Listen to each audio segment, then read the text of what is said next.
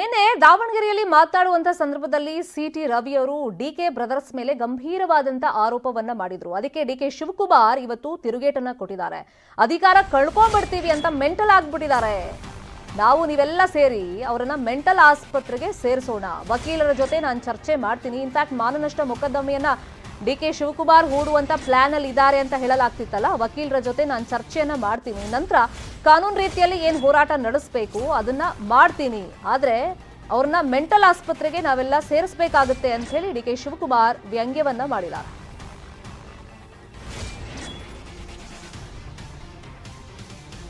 ಹಾಗಾದ್ರೆ ಸಿಟಿ ರವಿ ನಿನ್ನೆ ದಾವಣಗೆರೆಯಲ್ಲಿ ಡಿಕೆ ಬ್ರದರ್ಸ್ ಬಗ್ಗೆ ಏನ್ ಆರೋಪ ಮಾಡಿದ್ರು, ಅದಕ್ಕೆ ಇವತ್ತು ಡಿಕೆ ಶಿವಕುಮಾರ್ ಯಾವ ತರ ತಿರುಗೇಟ್ ಕೊಟ್ಟಿದ್ದಾರೆ ನೋಡೋಣ.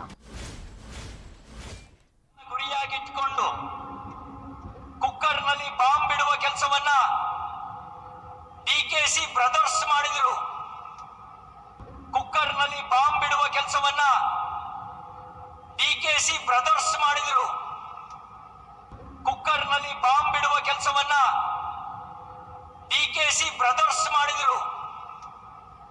ಕೆಪಿಸಿಸಿ ಅಧ್ಯಕ್ಷರು ಯಾರು ತಿಳ್ಕೊಂಡಿದ್ರಿ, ಅವರು they are all our brothers ಅಂತ ಹೇಳಿದ್ರು. ಅದೇ ಡಿಕೆಸಿ ಬ್ರದರ್ಸ್ ಕುಕ್ಕರ್ನಲ್ಲಿ ಬಾಂಬ್ ಬಿಡುವ ಸಂಚು ಮಾಡಿದ್ರು.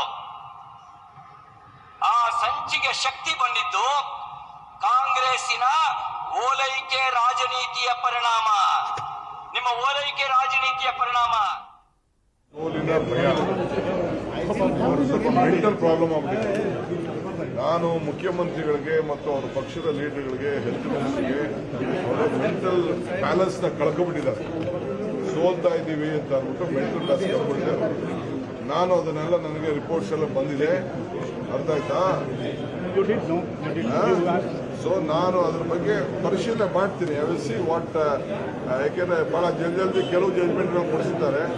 ನಾನು ಹಿಂದೆ ಕೆಲವು ಇನ್ನೊಬ್ಬನ ಬಗ್ಗೆ ಇದೇ ಮಿಲಿಟರಿ ಗಿರಾಕಿ ಬಗ್ಗೆ 1 ಕೋಟಿ ಹಣ ಕಟ್ಬಿಟ್ಟು ಹಾಕಿದ್ದೀನಿ. ಇನ್ನ ಕೇಸೇ ಬಂದಿಲ್ಲ ಅದು.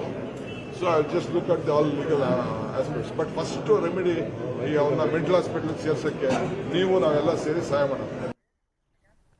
ಕಾಂಗ್ರೆಸ್ಗೆ ಹೋಗ್ಬಿಡ್ತಾರೆ ನಾರಾಯಣಗೌಡರು ಅಂತ ಜೋರಾಗಿ ಚರ್ಚೆ ನಡೀತಾ ಇತ್ತು. ಆದ್ರೆ ಮಂಡ್ಯಗೆ ಯಾವಾಗ ನರೇಂದ್ರ ಮೋದಿ ಬಂದ್ರು ಆ ಜನಸ್ಪಂದನೆಯನ್ನ ನೋಡಿದ ಮೇಲೆ ಥಿಂಕ್ ಮಾಡ್ತಾ ಇದ್ದಾರೆ ಅನ್ನೋ, ಅಂದ್ರೆ ಲೆಕ್ಕಾಚಾರ ಹಾಕ್ತಾ ಇದ್ದಾರೆ ಅನ್ನೋ ಚರ್ಚೆಗಳು ನಡೀತಾ ಇತ್ತಲ್ಲ. ಈಗ ಕಾಂಗ್ರೆಸ್ಗೆ ಕೈ ಕೊಟ್ಟಿದ್ದಾರೆ ಸಚಿವ ನಾರಾಯಣಗೌಡ.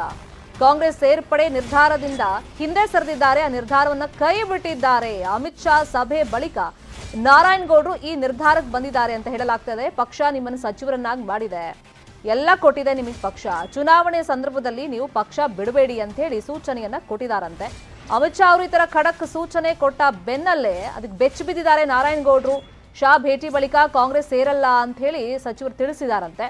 ಬಿಜೆಪಿಯಿಂದಲೇ ಕೆಆರ್ ಪೇಟೆಯಿಂದ ನಾನು ಸ್ಪರ್ಧೆ ಮಾಡ್ತೀನಿ ಅಂತಾನೂ ನಿರ್ಧಾರಕ್ಕೆ ಬಂದಿದ್ದಾರೆ. ಕೆಸಿ ನಾರಾಯಣಗೌಡಗೆ ಕಾಂಗ್ರೆಸ್ ನಾಯಕರು ಗಾಳ ಹಾಕಿದ್ರು. ಇನ್ನೇನು ಕಾಂಗ್ರೆಸ್ ಸೇರ್ಪಡೆ ಆಗಿಬಿಡ್ತಾರೆ ಅನ್ನೋ ಹಂತಕ್ಕೂ ಕೂಡ ಎಲ್ಲ ಹೋಗಿತ್ತು ಆ ಪ್ರಕ್ರಿಯೆಗಳು. ಆದ್ರೆ ಅಮಿತ್ ಶಾ ಅವರು ನಿಮ್ಗೇನು ಕಮ್ಮಿ ಮಾಡಿದೆ ಪಕ್ಷ, ನಿಮ್ಮನ್ನ ಮಿನಿಸ್ಟರ್ ಮಾಡಿದೆ, ಎಲ್ಲವನ್ನೂ ಕೊಟ್ಟಿದೆ, ನೀವು ಬಿಡಬೇಡಿ ಅಂತ ಖಡಕ್ಕಾಗಿ ಸೂಚನೆ ಕೊಟ್ಟ ಬೆನ್ನಲ್ಲೇ ಈಗ ಬಿಜೆಪಿಯಿಂದಲೇ ಕೆಆರ್ ಪೇಟೆಯಿಂದ ಸ್ಪರ್ಧೆ ಮಾಡೋದು ಅಂತ ಹೇಳಿ ಹೇಳ್ಕೊಂಡಿದ್ದಾರಂತೆ ನಾರಾಯಣಗೌಡರು.